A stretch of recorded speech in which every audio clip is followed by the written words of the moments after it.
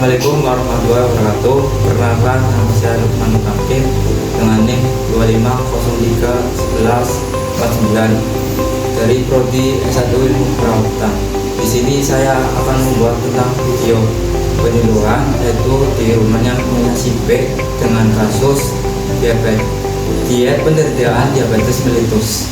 Assalamualaikum warahmatullahi wabarakatuh. Waalaikumsalam warahmatullahi wabarakatuh.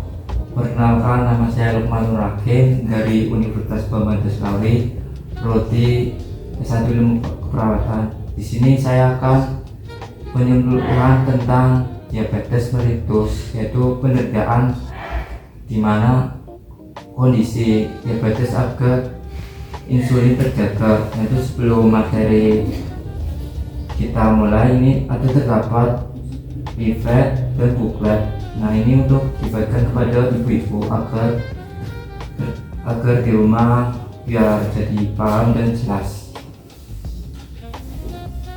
Oh ya, di sini ibu tahu nggak tentang diet penderitaan diabetes mellitus? Tidak tahu, Pak.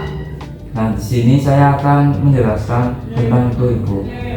Nah, di sini terdapat diabetes mellitus, yaitu suatu kondisi yang ditandai dengan tingginya kadar gula glukosa dalam darah secara terus-menerus.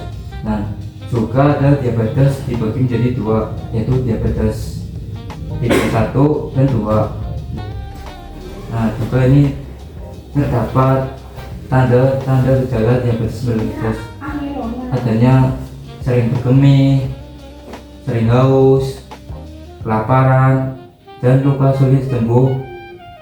Terus gangguan penglihatan. Keenam itu kelelahan berlebihan. Di sini ibu ada yang sering mengalami tanda gejala diabetes mellitus apa enggak? Saya sering, Pak. Ya, itu Sering lelah setiap harinya. Ya. Terus apa lagi? Itu sih paling itu aja. Paling itu.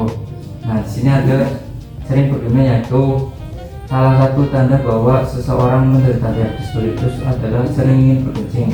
Pada penderita diabetes, ginjal merespon tingginya kadar gula darah, berusaha membuang melalui urin. Nah, di sini juga ada sering haus, yaitu sering merasa haus meski sudah minum cukup, adalah salah satu gejala diabetes mellitus. Gejala ini sebenarnya merupakan efek dominan dari gejala pertama, yaitu rasa ingin buang air kecil terus menerus.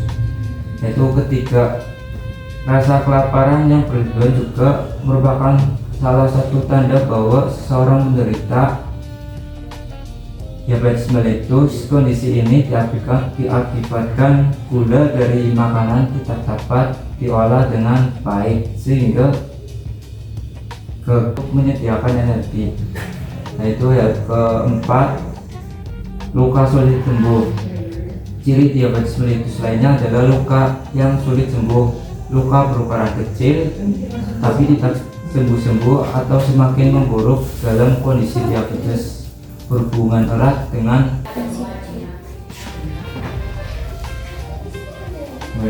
Nah, itu ada cara menjaga pola makanan diet penderitaan diabetes mellitus. Itu ada prinsip C, yaitu pertama jumlah makan diet diabetes mellitus, kedua jenis makanan, yang ketiga itu jadwal makanan diet diabetes mellitus.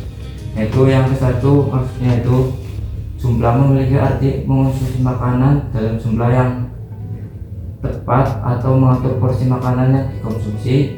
Agar penderita diabetes mellitus disarankan untuk tetap mengonsumsi jumlah makanan yang sama dengan umumnya, karena jumlah kalori harus terpenuhi. Contohnya seperti kebutuhan protein, karbohidrat, lemak.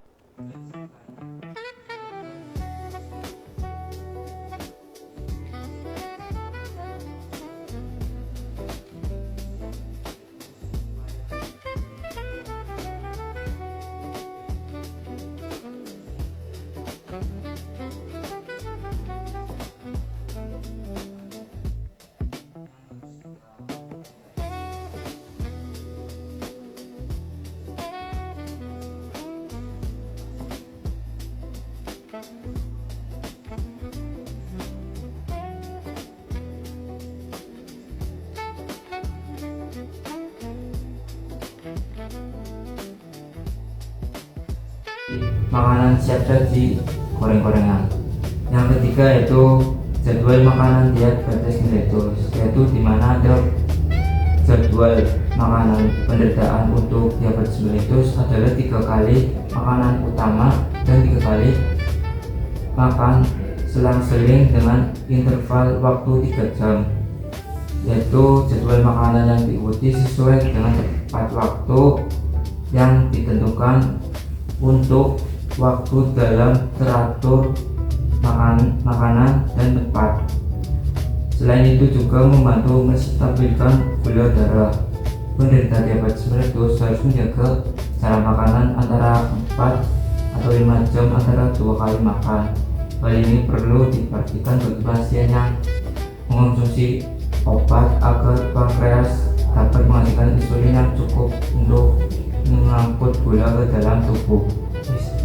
Pertama itu karbohidrat, yaitu terdapat seperti nasi merah, nasi coklat, oatmeal, dan roti gandum utuh, ubi jalar, dan sinarki. Yaitu sinarki, tahu nggak?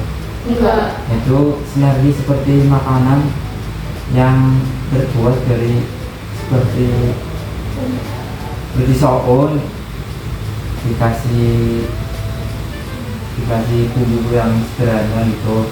Nah, yang kedua itu sayuran serat tinggi seperti brokoli, bayam, wortel, buncis, dan sayuran lainnya diolah dengan direbus saja, dikukus, atau dipanggang.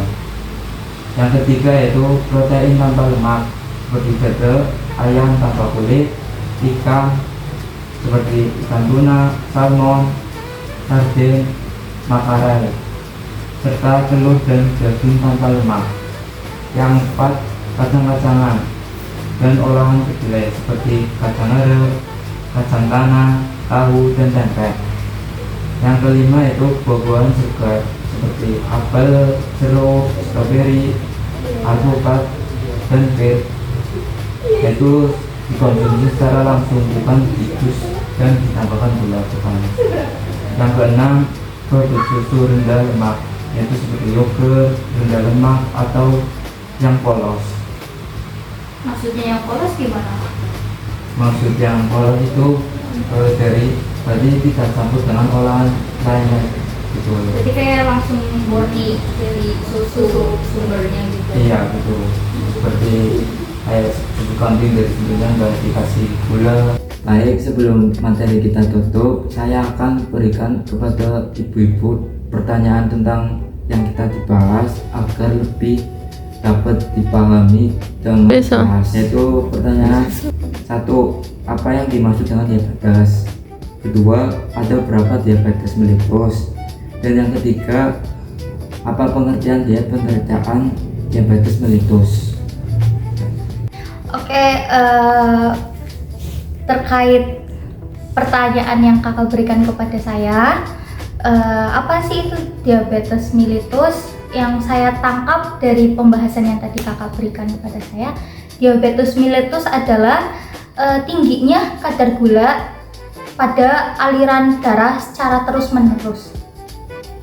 Bentuknya Pertanyaan yang ketiga yaitu apa sih pengertian diet yang tadi kakak berikan kepada saya, pertanyaan terkait itu. Jawabannya yaitu menurut saya pribadi, diet itu pengaturan pola makan pada penderita diabetes mellitus untuk mengontrol kadar gula dan mengontrol porsi makan untuk tubuh. bukan pertanyaan kakak tadi, yang kedua yaitu ada berapa sih diabetes mellitus? Nah, diabetes mellitus yaitu ada dua, satu diabetes mellitus tipe 1 dan yang kedua diabetes mellitus tipe 2. Terima kasih kepada ibu-ibu yang telah meluangkan waktu untuk kunjungan kita, dan barangkali ada kesalahan dari saya atau tutur kata. Sekian dari saya. Wassalamualaikum warahmatullahi wabarakatuh. Waalaikumsalam warahmatullahi wabarakatuh. Ini bawa pulang Kak. Iya, bawa. Oke, makasih ya Kak. I just had to let you know you're